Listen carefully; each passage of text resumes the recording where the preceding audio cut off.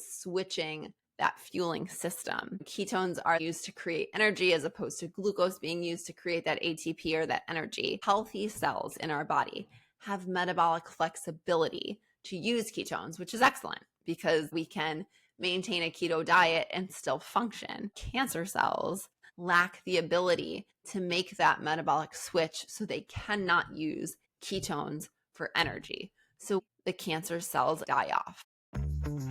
Hello, friends. Welcome to the Forward Think Tank podcast, a place for sharing stories of hope, inspiration, and wisdom on all things holistic health.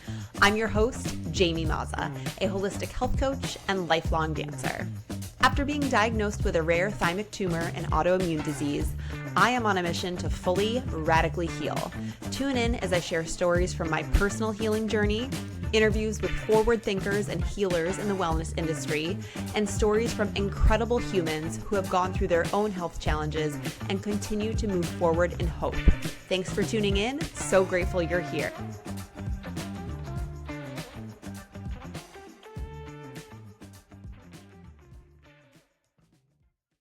Hello, friends, and welcome back to the Forward Think Tank. Today, I will be talking about my experience with the ketogenic diet while healing cancer, exactly what a therapeutic ketogenic diet looks like, some tips for anybody who may be looking to change over to a keto diet, tools that could be helpful for you while you're going through this journey, and detail around the metabolic approach that I am following. For those of you who have followed my journey over the last year, I have been working with naturopathic oncologists in addition to my conventional team to really help me understand what's going on in my body. While two people can have the same type of diagnosis, it does not mean that the exact same treatment or the exact same reason for this cancer growing inside of them is identical. We're all different human beings, and we all may have different influences as to what may have impacted a tumor's growth. I was very fortunate to have found the Metabolic Approach to Cancer by Dr. Nasha Winters. She is brilliant. Her book is amazing. Even if you don't have a diagnosis and you just want to learn more,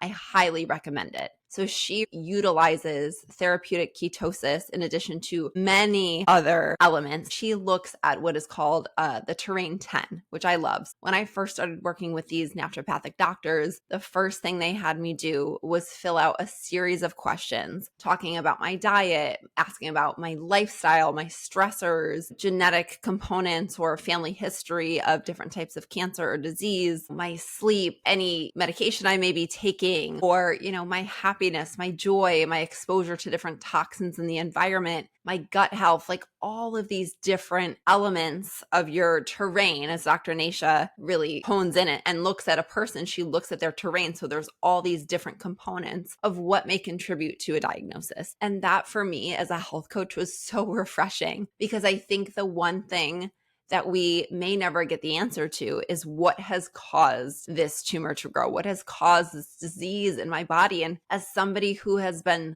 I thought, very healthy, but also somebody who has been living for the last 15 years in a polluted environment, I have a very strong reaction in my body when it comes to stressors, and I hold my stress in very different ways, and maybe more than other people. I also had viruses undetected, was on hormonal birth control pills and even on hormone replacements leading up to this diagnosis, trying to conceive. So there are so many different things that can influence your body's ability to properly have healthy cells. I just want to preface, I am not a doctor. I do hope to have conversations with both of my naturopaths and maybe even Dr.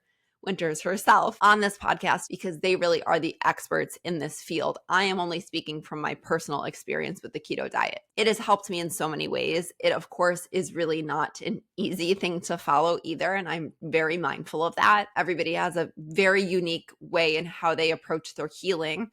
Some people lean really hard into the conventional stuff. I personally found it so helpful as a coach who looks at holistic health to see a way of treating the entire person and looking at different factors and really trying to plug and play and heal our body instead of just throwing some conventional medication at it or just cutting it out, kind of like ripping the weeds and not paying attention to what's happening underneath the soil. One of the first things we did when I spoke to my doctor was getting on a ketogenic diet. When it comes to, and I do have some notes here, I just want to be completely honest because there's so much information out there. I don't want to miss anything. The way the metabolic approach, and also so many other doctors out there, Dr. Thomas Seyfried is big on this, Dr. Walter Longo, who actually developed a fasting mimicking diet. So not completely fasting, but introducing small amounts of calories that can still cause your body to perceive a caloric deficit, so similar to a fasted state. He developed, the fasting mimicking approach and fasting mimicking diet plan. There are lots of other doctors in addition to Dr. Nasha and the doctors that I'm working with that view cancer as a metabolic dysfunction issue. And when that happens, our mitochondria is damaged. There's another doctor out there, Zach Bush, and I'm really paraphrasing what he said, but it stuck with me. He said,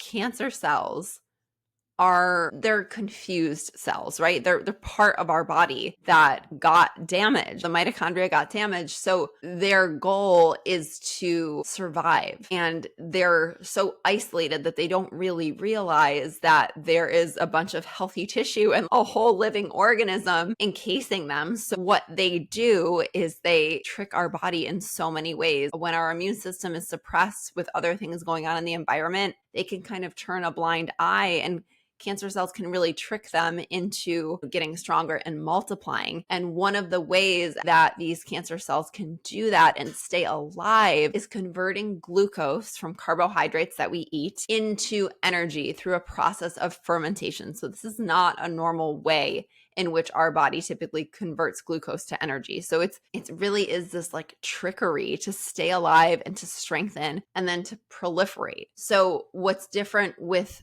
a ketogenic diet, and this is not the Americanized version of a keto diet where I'm just eating bacon and cheese and meat all the time, or sugar-free Jello or sugar-free artificial food that really is void of nutrition. No. This is very much a therapeutic nutritional ketosis, which is very different. So complex carbs in the form of primarily vegetables and eliminating certain starchier vegetables or sweeter vegetables, which can be tricky. Focusing more on the fibrous complex carbohydrates, really eliminating sugar, grains. Some people can include dairy products. So they can include pasture-raised dairy, organic dairy. A2 dairy is a big one because it's just that much more qualitative. Dairy for me can trigger a little bit of inflammation in my body. I've actually witnessed that by just looking at a monthly snapshot of my blood work over time. So it's very interesting to see when I did introduce some dairy after I was going like really clean keto for a while, certain markers in my blood elevated. So we decided to take dairy out. So for some people, they can include dairy, but it's really focusing on high quality fats. So think about things like olive oil, coconut oil, and many coconut products, coconut flakes, coconut yogurt, coconut milk, coconut butter, nuts and seeds. Legumes in terms of the metabolic approach are a little bit tricky. Even peanuts and cashews, which can be considered a legume, which for me, I was like, oh my God, I love cashews. Sometimes, I'll have a little bit. When I was super strict in the beginning, I really just stuck to everything very much by the book. So I did not include those. But walnuts, sesame seeds, Brazil nuts in small amounts, almonds are a big one. Macadamia nuts are also a really great source. I also think it is important to include some animal protein if it works for you. So grass-fed, grass-finished meat, pasture-raised chicken, leaner things, poultry like turkey, fish and like fattier fish, sardines, mackerel, salmon. So you also want to be a little careful with how much protein you consume. And in today's world, there's such a lack of protein in the modern diet. So everyone is pushing, you need to eat 1 gram per pound of body weight. And that is in somebody who doesn't have this type of situation going on. So for me, that was the tricky piece, like actually scaling back my protein and getting a little bit more moderate with the protein and then really upping that fat and limiting your carbohydrates. And this is going to sound a little cuckoo for anyone who's not familiar with this, but limiting your carbohydrate intake to 25 to 30 grams of net carbs. And net carbs are calculated when you take total carbohydrates and you subtract fiber. So something like almonds, I think for the serving size, I could be off on this a little bit, but I want to say it's like 4 or 5 grams of carbohydrates per serving, and then minus 2 to 3 grams of net carbs. So your net is really like 2 grams of net carbohydrates. And they can add up very quickly. 25 grams is very low, but when it comes to therapeutic ketosis, that is what we are searching for. So the reason why a high fat diet allows people to heal is because fatty acids cannot be fermented by those cancer cells. So those cancer cells are fermenting glucose, which any starch or carbohydrate we eat in our diet converts to glucose. Cancer cells ingest sugar, and this is quoted from the Metabolic Approach, 50 times faster than regular cells. And over 80% of all cancers in humans can be driven by effects of glucose and insulin. Insulin is, the hormone that gets pumped into our bloodstream to clean up the glucose in our system after we ingest it. Taking a look at your fasting glucose, taking a look at your hemoglobin H1C. So HA1C is giving you an average of your blood glucose over the course of 3 months. And then looking at fasting insulin as well can help you see what is still in your bloodstream even after your body is not working to process food. So that can be a really big signal that your body is having some metabolic dysfunction and something is going on underneath the surface. High insulin and high glucose levels reduce our immune function. So I talked a little bit about this in a previous episode where stress in general can raise our blood sugar, and then also cause immune dysregulation. And so that's really important when we're trying to heal and clean up cancer cells, because something else I was told early on in working with Dr. Lori and her team, and I was like, oh my God, what? But it also kind of brought me peace of mind. I'm not totally abnormal. Every one of us is walking around with cancer cells in our body, but our immune system's job is to take a look at all of those cells and clean them up and like flush them out of our system. But when we have immune system dysregulation or when we have metabolic dysfunction, that's not happening. So that can be, in certain cases, what's causing cancer cells to grow to a point where they become a tumor. I do think the ketogenic diet may not work across the board for everybody. So I want to put that out there as well. I really think it's super important to consult with a trained physician who can look at your individual case and tell you what makes sense for you. And, again, there are different drivers to what can cause a cancering process. So it's really important to work with an expert.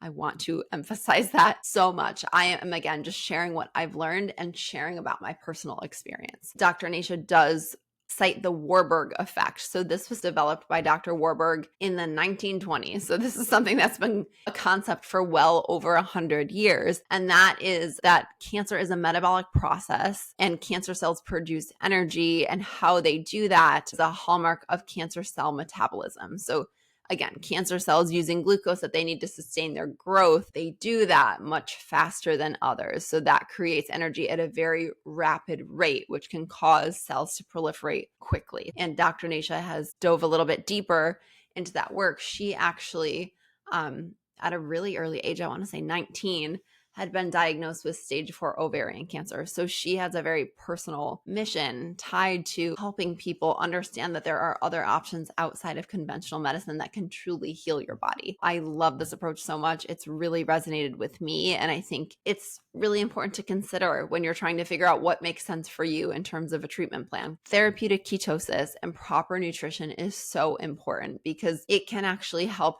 decrease metastasis, so any sort of spread of the tumor. It can actually also increase apoptosis, which is cell death. And that is what we want when we are trying to heal a tumor. Ketogenic diets have been used multiple things outside of cancer as well. They've been used for epilepsy. They've been shown to have great effects on Alzheimer's, Parkinson's. So when our body is deprived of carbs, our liver can feed our organs and keep them fueled by a process of using glycogen in our body. So our liver can actually make ketones from fatty acids in our diet. So it's like almost like you want to think about it as a switch of fuel. So going from being fueled, your body being fueled on glucose, to your body being able to be fueled on ketones. So it's switching that fueling system. And ketones are then used to create energy as opposed to glucose being used to create that ATP or that energy.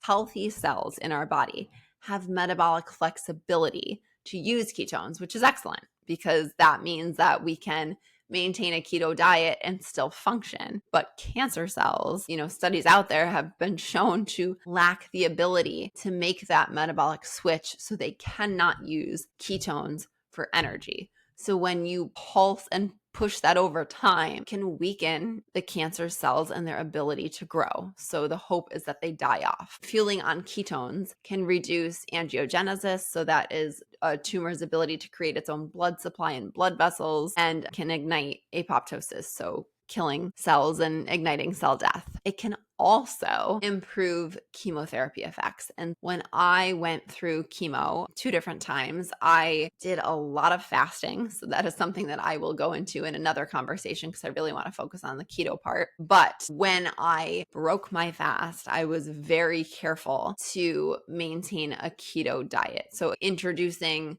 the chemotherapy to weaken the cancer cells, right? That's the goal of using that medicine. That's what we want to do. But if there's too much sugar in our bloodstream, our body may not absorb the medication properly and use it the way that we want to use it.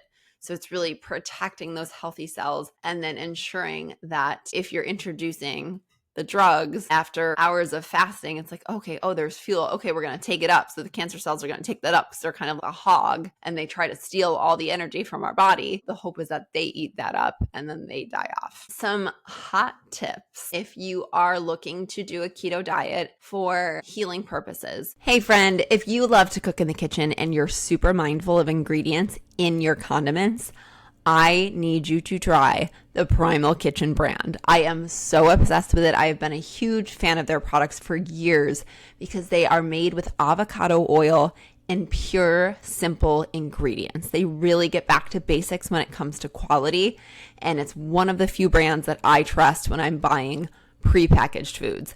I'm obsessed with their buffalo wing sauce. I use it for wings. I use it for chicken marinade. I use it for salad dressings, for dips, for sandwiches, you name it. But I'm also just so in love with the variety that they have in their dressings, their marinades, their mayos, and now they have these dipping sauces that are like out of this world. So if you are mindful of the ingredients in your kitchen, I highly encourage you to check them out. Like I said, they're made with avocado oil, which is so important. And when you're doing a keto diet like me, it's really optimal that you have high quality fats. So check out their brand. If you are new to the brand, you can get 10% off your first order using code JAMIEFWD at checkout. That's JAMIEFWD for 10% off your first order at checkout. I hope you enjoy. Let me know how you like it. I know you're going to love it. So first, it's really important, even if you think that you're eating all the fat in the world and you're moderating your protein and moderating your carbohydrates and you think you have an idea, there's no better way to know than examining cold, hard facts. Doing yourself a favor and getting a ketone and a glucose monitor. I use Keto Mojo, which was recommended by Dr. Lori, and it's super easy to use. Yes, it does involve pricking your finger. So if you're a little squeamish when it comes to blood, it's not the easiest thing, but I promise you get used to it. But what is important is to see what's happening in your body, and it may take some time and adjustment for your body to get used to operating on ketones. So sometimes people get this thing, which I was fortunate enough not to feel, called the keto flu. So you really can feel sick, which, is not ideal when you may already be feeling a certain type of sick, but there is an adjustment period. So you really want to be mindful of easing yourself into it if you're not used to eating a higher fat diet. It may take some time. So having a Keto Mojo or some sort of monitor to take a look at, what is your glucose doing when you fast for a certain period of time? Because I was always like, okay, yeah, the longer I fast, the lower my blood sugar is going to get. I actually had a pretty easy time adjusting to it. But in working with Dr. Lori and the group of people that I talk to every week, some people would see that their glucose would get quite high actually, and so have the opposite effect when they were fasting for too long or maintaining the keto diet for too long. And what was happening was gluconeogenesis. So this is something I learned from Dr. Lori, and I was like, what? So when our body is deprived of fuel, our liver actually can store glucose and kick it into our bloodstream to help fuel our body. So it's really our body being intelligent to try to help us survive. But what can then happen is it plumps that glucose into our bloodstream. So even though we haven't eaten anything, our liver is trying to save us and keep us fueled and not famished. So our blood sugar will rise. It's important to see what's happening with your body. Also, in terms of the keto diet, see what's happening when you eat something like, a green apple, which is technically not super keto friendly, but some people can be okay after eating an apple. Their blood sugar, will rise a little bit after you eat, but then it will fall again. You want to test it 30 minutes after eating your meal, see where your blood sugar and your ketones are, and then test again 2 hours later, because that in theory is when your blood sugar should dip back to normal. For me, getting into ketosis, I find that either when I eat super strict and my last meal is mostly fat, or I shorten my eating window and, fast a little bit longer. Maybe I have my last meal earlier in the day and then I do more of like an 18 to 20 hour fast. That for me is typically when my ketones tend to bump up into high gear. But there are other things that you can do. So like MCT oil, which is like concentrated coconut oil, can for some people help fuel their ketones and kick them up. So that was something I was doing when I was trying to get my ketones up. The interesting thing about having glucose and a ketone monitor is you can then take a look at what's called your GKI. So that is like a formulation of your glucose ketone ratios. It shows you what level of therapeutic ketosis you are in. I think another tip that is really important is making sure you're consuming enough fiber, because that is one, what is going to help keep you full, and two, what is also going to help keep you regular in terms of bowel movements. I did find that when I started doing the keto diet, it can be more constipating because you're eating a lot more fat for your body to have to process. And when you're not eating as many grains, it can be hard to have regular bowel movements. Introducing enough fiber, so like leafy greens, chia seeds are great, flax seeds are really great as well. Things that are also going to bind you up and help flush out is important. Introducing some probiotics can be really beneficial for that. It's also important, especially if you're going to be fasting, but regardless, to stay hydrated. And electrolytes can also be something that are really helpful when you are fasting. For me, it was a little bit tricky because I didn't want to have too much magnesium because of the myasthenia gravis situation. I was told to not have any magnesium at all, which makes it really hard because magnesium is beneficial for so many functions in your body, your brain, your bowel movements, your nervous system. So I've started to incorporate it in small doses and have found that it's okay. It doesn't affect my MG flare up at all. I really love the LMNT brand. I will put a link in the show notes here so you can check those out and get a free sample pack. But staying hydrated, drinking enough water. So ideally you want to aim for at least, just generally speaking, for any healthy human being, you want to aim for at least half your body weight in ounces. But if you are moving your body, breaking a sweat, excreting through urination a lot, then like if you're drinking a lot of coffee, you're naturally dehydrating yourself, you want to make sure to replenish even more. So I would aim for anywhere between half your body weight in ounces to your full body weight in ounces of water. Healthy filtered water is so important. Another thing that is really helpful, which I know is not easy for everybody, but making your meals at home can make this so much easier to navigate, because I was so stressed out, especially around the point of the holidays. And sometimes I would allow myself like just a little bit of something to feel not totally alienated from the situation.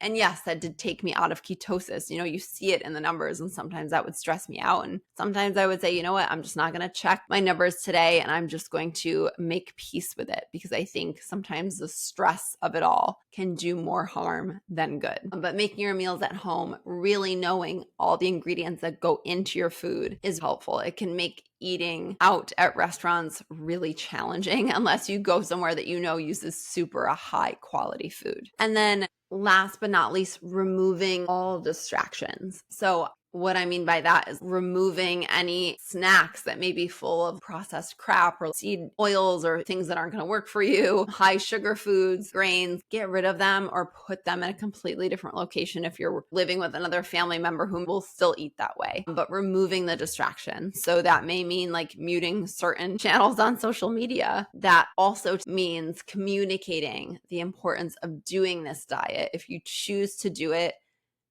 going 100% is really the way that you're going to maximize the benefits. So talking to the importance of why you're doing this and how it's helping you to your friends and family, so they're not constantly bombarding you with, oh, just have a little bit. Oh, just trying to get you to break or get you to cave, which is so common.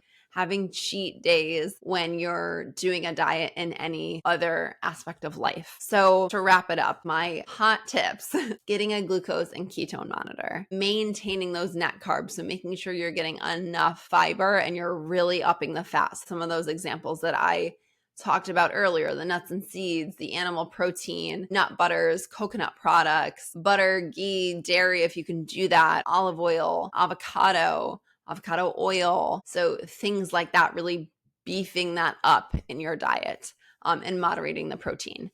And then using electrolytes and making sure you stay hydrated, making your meals at home and removing those distractions are what I have found in my personal journey of, on a daily basis, eating a ketogenic diet. I have been a little bit more flexible with myself in the last few months, but I would say the first 6 to 8 months, I was very diligent, and I think that it paid off. I did ask some of you who follow me on social media, I let you know that I was doing a podcast recording on this topic, and I left it open to questions. So let's see what kind of questions we got. So first question: what we think mainstream keto is and if others would benefit from it too. Yeah, so mainstream keto, as I mentioned, was kind of like eating sugar-free Jello or eating like the cheeseburger with like bacon and loaded with cheese. Quality is super important, and so is fiber and nutrition. So like thinking about vitamins and minerals are super important to keep your body fueled and keep your body healing. So who else could benefit from a keto diet?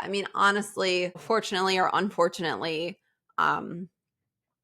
I did lose a bit of weight doing the keto diet. So I think if you're doing it for short-term weight loss, it could be helpful. And people who may have other ailments, like I mentioned, Parkinson's, epilepsy, Alzheimer's, diabetics, or people who have a hard time regulating their blood sugar are really going to benefit from a ketogenic diet. But like I said, I do recommend working with a practitioner or, a nutritionist or somebody who can really help you navigate this and make sure that it makes sense for you.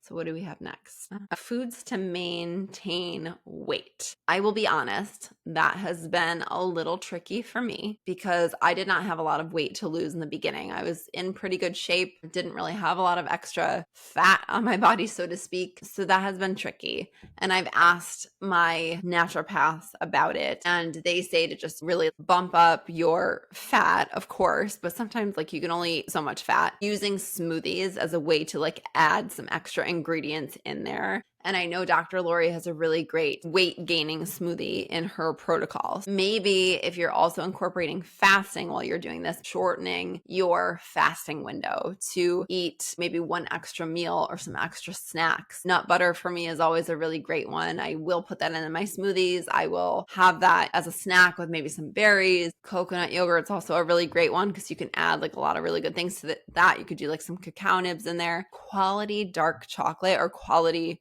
chocolate in general. I've really been loving the Evolved Keto cups and their keto chocolate, like super yummy. So like you're more inclined to eat a good amount of it. So I think really just looking at your diet as a whole, maybe adding some extra snacks could be helpful. GKI and how long you need to stay at 2.0. So I think I know why this question is being asked. I have been instructed, so again, this personalized thing, I've been instructed for when I do things like hyperbaric oxygen to have my ketones a little bit higher at a 2.0 or higher, because that's helping protect your healthy cells while you're in HBOT, and that's putting even more pressure on the tumor cells to die off. I don't know that there's necessarily a need to stay at a certain level, but I think if you use something like Keto Mojo, you can see what your GKI is. You can see that index of therapeutic ketosis. And then, well, if you monitor it, the longer you stay in there, in theory, the more pressure that can put on the tumor cells. What happens if you cheat on keto? Does it ruin it and you have to start over? So in terms of doing this for metabolic reconditioning, I guess, in terms of like healing my body, yes, if you eat higher amounts of carbohydrates, you're absolutely going to like pull yourself out of ketosis. I don't really think about it as cheating. I personally don't really like that mentality when it comes to food. I think the less stress we can put around it, the better. But you will see it in the numbers. You will see it when you test your blood sugar, when you test your ketones, that when you do eat too many carbohydrates, and that amount is different from person to person, or something like, a little bit of a sweet potato can like totally pull somebody out of ketosis, where having a little bit for someone else, if you're doing it with like healthy fats, it's going to digest a little bit slower in your bloodstream and may not affect you as much. Everybody is uniquely different. Do you need to start all over? I mean, you don't need to totally start over. It's like, it's one meal and it's one moment in time. While I've been on this healing journey, there have definitely been moments where I'm a human being and this may not be the right approach to have. I'm not saying everybody needs to do this, but I teach people how to not stress about food for a living. So there are times where it's not a mental thing. Like I physically feel like I need a little bit more fuel, or I'm actively choosing to maybe have a piece of bread or like a half a cookie, or, eat a sweet potato or some quinoa, which is not keto friendly. And that is something I've worked on with my doctor to say, okay, what makes sense for me? When can I add a little bit more of the carbs in? It's all about balance. It's all about really monitoring your blood work and seeing what the trends are and what your body is doing when you make changes, which is so fascinating.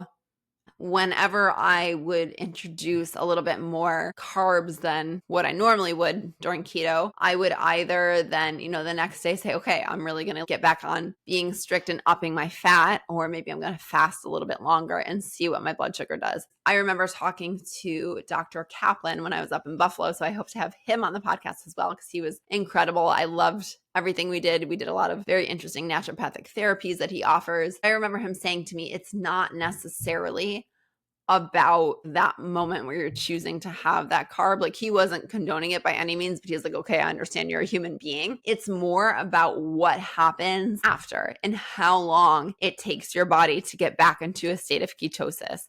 And that is when you have metabolic flexibility, which really is the goal of the metabolic approach. So it's really to increase your flexibility to allow you at some point in time during the healing process to be able to include a little bit more of a balanced diet. So hopefully that answers all your questions. Of course, you can find me on Instagram at JAMIEFWD. I would love to connect there. If you found this episode helpful, please, please, please share it, leave a comment, leave a review.